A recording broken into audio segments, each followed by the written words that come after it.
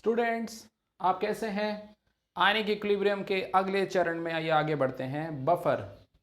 जब student ionic equilibrium पढ़ते हैं तो बफर उन्हें काफ़ी परेशान कर सकता है, क्योंकि इसको समझने के लिए एक मैच्योरिटी की आवश्यकता है जो अब तक के सेशन से और अब तक की पढ़ाई से आप में निश्चित ही आ गई होगी।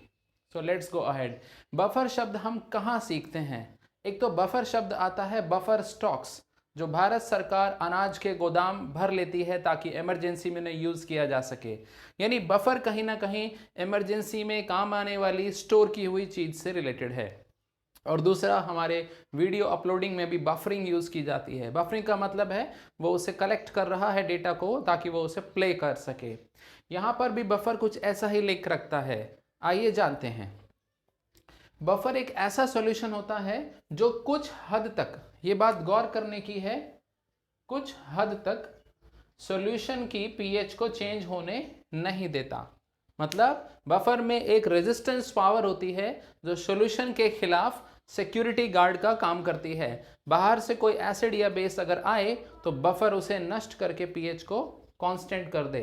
यानी एक बात गौर करने की है, अगर ये कोई सॉल्यूशन है जिसमें बफर डाला गया है तो बाहर से कोई बेस मिलाएगा तो पीएच चेंज नहीं होगी, और बाहर से कोई एसिड मिलाएगा तो भी पीएच चेंज नहीं होगी। अब ऐसा क्यों हुआ? हमने मिलाया बेस और पीएच चेंज नहीं हुआ, हमने मिलाया एसिड और पीएच चेंज नहीं हुआ। तो ऐसा क्यों हुआ? लॉजिक लगाते हैं। अगर बाहर से बेस डाला गया और पीएच चेंज नहीं हुआ तो डेफिनेटली सॉल्यूशन में कोई एसिड मौजूद था जिसने उसको खत्म कर दिया। और दूसरी बात, अगर बाहर से एसिड मिलाया और तो भी पीएच चेंज नहीं हुआ तो सॉल्यूशन में कोई ना कोई बेस जरूर था जिसने उस एसिड को किल कर दिया। यानी बफर एक ऐसी चीज होगी जिसमें एसिड पार्ट भी होगा, बेस पार्ट भी होगा। लेकिन कमाल की बात यह है, ये दोनों एसिड बेस हिस्से ये आपस में रिएक्ट नहीं करते। मतलब सबसे इंटरेस्टिंग पॉइंट ये है, बफर के अंदर एसिड भी मौजूद है बेस के सामने रक्षा करने के लिए, और बेस भी मौजूद है एसिड के खिलाफ रक्षा करने के लिए, और ये दोनों आपस में रिएक्ट नहीं करते। अब जरा सोचिए, अपना दिमाग लगाइए कि दुनिया में ऐसे कौन से एसिड और बेस हैं जो आपस में रिएक्ट नहीं करते। तो जनाब जवाब ये रहा, कॉन्जुगेट पेयर्स। आप जानते हो एसिड बेस के कॉन्जुगेट पेयर ये खुद एक दूसरे से बनते और कन्वर्ट होते हैं। सो ये आपस में रिएक्ट कैसे करेंगे? यानी आप खुद ही सोचिए, एसिडिक एसिड एसिडेट आयन से तो रिएक्शन नहीं करेगा, राइट? और एसिडेट आयन एसिडिक एसिड से रिएक्शन नहीं करेगा। यानी बफर में हमें कुछ ऐसी चीज चाहिए जो एसिडिक प्रॉपर्टी भी रखती हो, बेसिक प्रॉपर्टी भी रखती हो, ताकि वो एक्सटर्नल आने वाले एसिड बेस से सॉल्यूशन की रक्षा कर सके और आपस में रिएक्ट भी ना करे। तो डेफिनेटली बफर कॉन्जुगेट पेयर को मिलाने से बनेगा। अब दूसरी खास बात देखो, weak strong acid strong base buffer नहीं बना सकते, क्योंकि उनके पास इक्विलिब्रियम शिफ्ट करने की ताकत नहीं है। आप खुद सोचिए, जब भी हम किसी सीट पर बैठते हैं या किसी कार के अंदर बैठते हैं तो जो शॉक होता है वो हमें क्यों नहीं फील होता? क्योंकि उसमें कुछ शॉक एब्जॉर्बिंग मैकेनिज्म है जो कंप्रेस और एक्सटेंड होके, स्ट्रेच और कंप्रेस होके उस शॉक को एब्जॉर्ब कर लेता है। यानी फ्लेक्सिबल चीज ही शॉक एब्जॉर्ब कर सकती है। तो हम बाहर से एसिड मिला रहे हैं और बाहर से बेस मिला रहे हैं, तो इसमें कोई ऐसी चीज है जो किसी तरह का शॉक एब्जॉर्ब कर रही है और बाहर के एसिड बेस को खत्म कर दे रही है। यानी कॉन्जुगेट पेयर तो हैं ही, लेकिन वीक के होने चाहिए। So this is the definition of buffer. Buffer is obtained by mixing a weak acid and its conjugate और a weak base and its conjugate. अब सवाल उठता है, कॉन्जुगेट आएगा कहाँ से?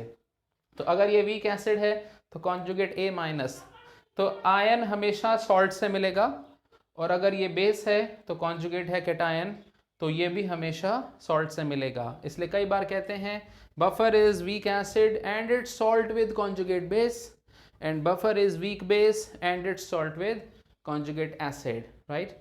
अब आइए कुछ आपके सामने इलस्ट्रेशन है, इन्हें पहचानो कौन कौन बफर है कौन कौन नहीं। पहला देखिए, HCl और NaCl ये बफर नहीं है। क्यों? क्योंकि HCl एक स्ट्रॉन्ग एसिड है, तो कॉन्जुगेट तो है लेकिन स्ट्रॉन्ग का है, तो बफर नहीं है। दूसरा ये बिल्कुल बफर है क्योंकि फॉर्मिक एसिड एक वीक एसिड है और फॉर्मेट आयन उसका कॉन्जुगेट है, राइट। इसके बारे में सोचो, ये भी बफर है। अमोनिया एक वीक बेस है और अमोनियम सल्फेट भी एक उसका आयन दे रहा है। ये बहुत बच्चे कंफ्यूज होते हैं, बच्चे इसे बफर मान लेते हैं, नहीं, H2CO3 का कॉन्जुगेट कार्बोनेट आयन नहीं है, राइट। तो ये बफर नहीं हुआ। इसके मुकाबले इसे देखिए, H2CO3 और सोडियम बाइकार्बोनेट में एक H का फर्क है, तो एक H का फर्क वाला ही कॉन्जुगेट होता है। सो कभी भी उसे बफर मत मानिएगा, इसे बफर मानिएगा। तो बफर एक तरह का मिक्सचर है। कई बार कुछ एम्फोटेरिक स्पीशीज भी होती हैं जो बफर का काम करती हैं, बट हमारे सिलेबस में वो ज़्यादा नहीं दिखाई देती। So let's come to the action of buffer. Acidic buffer, solution में HA यानी एसिड भी है और उसका कॉन्जुगेट भी है। अब आप ये इक्विलिब्रियम रिएक्शन जानते हो, equilibrium constant of Ka is equal to proton concentration into A minus upon HA। अब इस बात को गौर से देखना, हमने बफर के तौर पे इन दोनों को मिलाया, तो ये कहाँ से आया?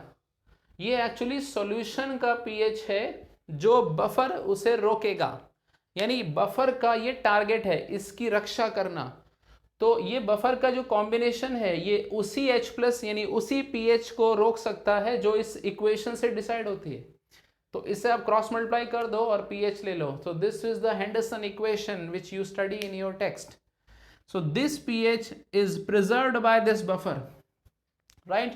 ये रेशियो है आयन अपॉन एसिड का।